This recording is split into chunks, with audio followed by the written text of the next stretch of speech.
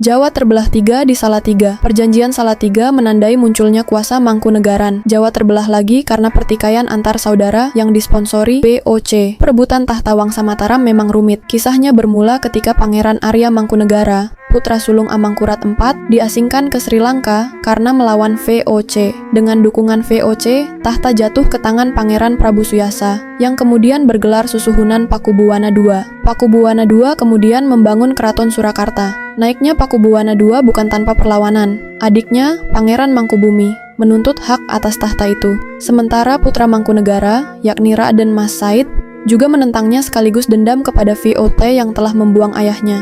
Tiga tokoh inilah yang kemudian mengobarkan perang panjang di Jawa pada abad ke-18. Ketika Pakubuwana II wafat pada 1749, ia menitipkan kerajaan pada VOC dan meminta dukungan agar anaknya naik tahta sebagai Pakubuwana. Namun paman-paman raja muda itu menolak dan melanjutkan perang. Mangkubumi kemudian mengobrak-abrik Pekalongan pada 1752 serta merebut Ponorogo dan Madiun. Belakangan, Mangkubumi berhasil diajak berunding VOC dengan siasat divide et imperanya. Melalui perjanjian Giyanti pada 1755, wilayah kerajaan dibagi dua untuk Pakubuwana III dan Mangkubumi. Pakubuwana III mendapat kekuasaan atas Surakarta, Banyumas, Blora, Ponorogo, Wonosobo, Kediri, dan Blitar. Sementara Mangkubumi mendapat wilayah Grobogan, Madiun, Pacitan, Jipang, dan Japan. Mangkubumi kemudian mendirikan kota baru beserta keratonnya di Yogyakarta. Ia bergelar Sultan Hamengkubuwana I.